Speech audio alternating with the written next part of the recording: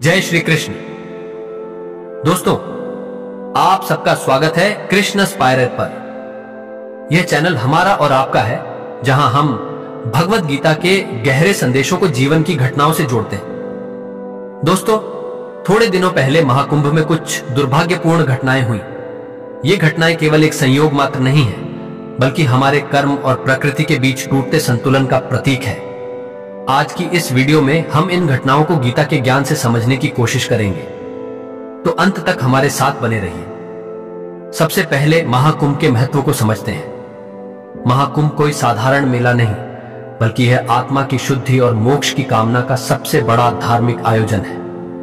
हर 12 वर्षों में 4 पवित्र स्थानों हरिद्वार, प्रयागराज, उज्जैन और नासिक में महाकुंभ का आयोजन होता है। यह आयोजन न केवल भारत बल्कि पूरी दुनिया के करोड़ों श्रद्धालुओं को अपनी ओर खींचता है। महाकुंभ का इतिहास।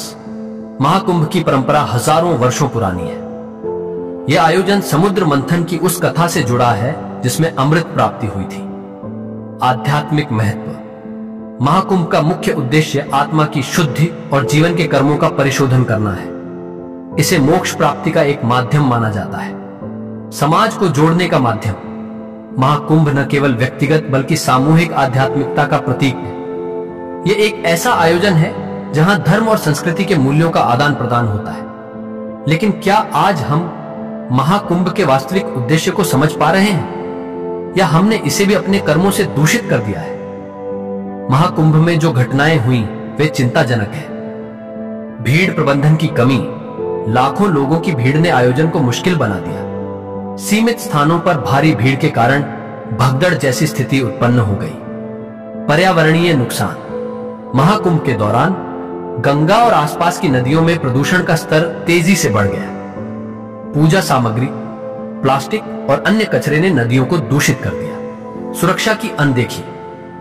आयोजन में सुरक्षा प्रबंधों की कमी के कारण कई दुर्घटनाएं हुई, जिनमें लोगों की जान भी गई। यह समाज के लिए एक चेतावनी है कि केवल धार्मिक आयोजनों के लिए भावनाओं में बहना पर्याप्त नहीं है। यह सब देखकर हमें रुककर सोचना चाहिए, क्या यह केवल प्रशासन की चूक है, या हम सभी ने अपने कर्मों से इन परिस्थितियों को जन्म दिया है? कर्म और प्रकृति का संतुलन। भगवत गीता में भगवान श्री कृष्ण ने कहा है, यज्ञार्थात् कर्मणो न्यत्र लोकोयम कर्म बंधना। अर्थात हर कर्म जो धर्म और यज्ञ के बिना किया जाता है वह बंधन का कारण बनता है। प्रकृति के प्रति अनादर। आज हमने अपने स्वार्थ के लिए प्रकृति का दोहन किया है।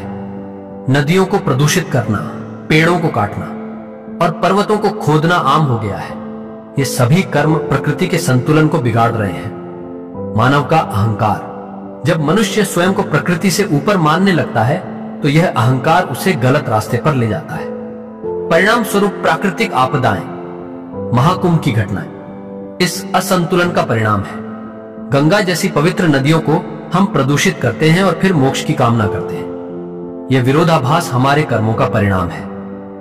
अब सवाल उठता है, समाधान क्या है? कैसे हम अपने कर्मों को सुधार सकते हैं? प्रकृति के प्रति आदर। हमें नदियों, पर्वतों और जंगलों का सम्मान करना होगा। महाकुंभ जैसे आयोजनों में भी पर्यावरण का ख्याल रखना चाहिए। नदी में कचरा न डालें। प्रदूषण फैलाने वाले सामग्रियों का उपयोग न करें। धर्म और सेवा। गीता में कहा गया है कि सच्चा धर्म दूसरों की सेवा और भलाई में है। सामाजिक सेवा के कार्य करें। दूसरों की भलाई के लिए कर्म करें। आत्मनिरीक्षण। हर व्यक्ति को अपने कर्मों का आत्मनिरीक्षण करना होगा। जो भी कार्य हम करें वह धर्म और सत्य के मार्ग पर हो। अपने हर निर्णय को धर्म और समाज के हित में लें। प्रकृति को जो देंगे वही हमें लौट आएगी। अगर हम इसे दूषित करेंगे तो यह हमें कष्ट के रूप में लौट आएगी। अब मैं आपको एक कहानी सुनाता हूं। एक संत अपने शिष्यों के साथ गंगा किनारे बैठे थे। उन्होंने देखा कि लोग गंगा में कचरा फेंक रहे हैं। संत ने मुस्कुराते हुए कहा, जब आप अपने कर्मों से गंगा को दूषित करेंगे तो गंगा के जल में पवित्रता कैसे रहेगी? और जब गंगा ही दूषित होगी तो वह तुम्हारे पाप कैसे धोएगी? ये कहानी हमें याद दिलाती है कि शुद्धता केवल बाहर से नहीं बल्कि भीतर से भी आती है। अगर हम अपने कर्म शुद्ध करेंगे तो हमारा वातावरण भी शुद्ध होगा। तो दोस्तों, महाकुंभ की घटनाएं हमें यह सिखाती हैं कि हमारे कर्म कितने महत्वपूर्ण हैं। जब तक हम अपने कर्मों को धर्म और सत्य के मार्ग पर नहीं लाएंगे, तब तक ऐसी घटनाएं होती रहेंगी। कर्म का महत्व। हर व्यक्ति को अपने कर्मों की जिम्मेदारी लेनी होगी। भगवत गीता हमें कर्म योग सिखाती है। कर्म करते जाओ, लेकिन फल की चिंता मत करो। सामूहिक प्रयास। समाज को जागरूक होना होगा और अपने कर्तव्यों को निभाना होगा। अगर आपको यह वीडियो पसंद आई हो तो इसे लाइक और शेयर करें।